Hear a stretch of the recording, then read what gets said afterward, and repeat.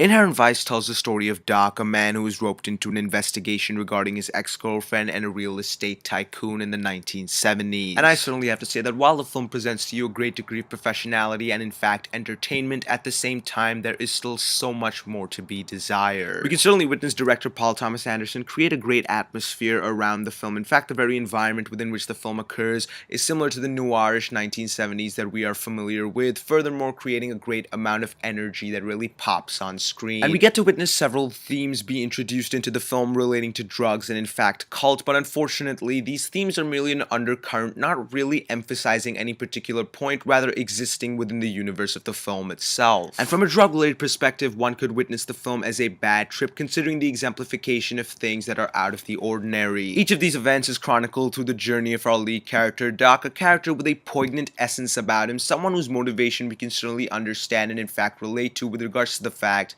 that he is trying to get back with his ex-girlfriend. And it is his basic motivation that brings us on board, but unfortunately I feel like the emotional aspects of the film really do wither off by the end of it. Beyond our lead character Doc, the emotional drive of several characters is never necessarily put forward. Which leads into my next point, the fact that there is a film so entertaining and of course comedically pleasing, at the same time it really boils down to a play-by-play of various different facts and events just occurring, rather you not being connected to anything really happening, and ultimately leading to a disconnect within what's going on mid-scene, making me question the relevance of certain moments that occur during the film.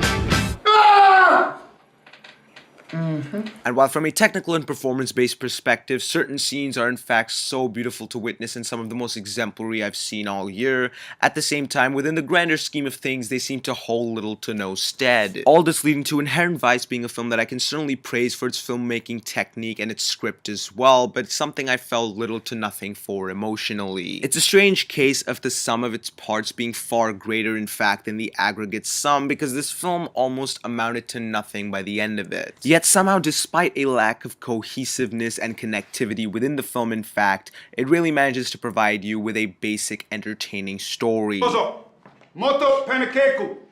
Moto panakeku. Moto panakeku. Hai. Hai.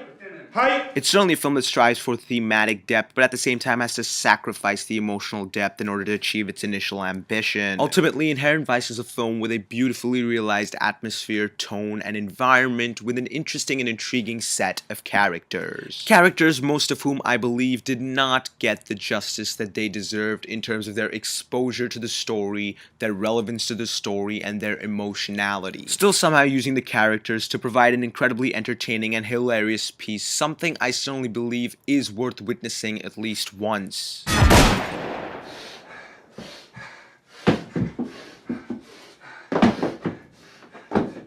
As I certainly do believe that the film warrants praise for its obscure take on drugs in the very world of the 1970s and the investigative Los Angeles Police Department, that the film really manages to strive in more ways than one. And it's a film that I would recommend you watch because there's some different form of entertainment or enjoyment that I believe you could derive from it.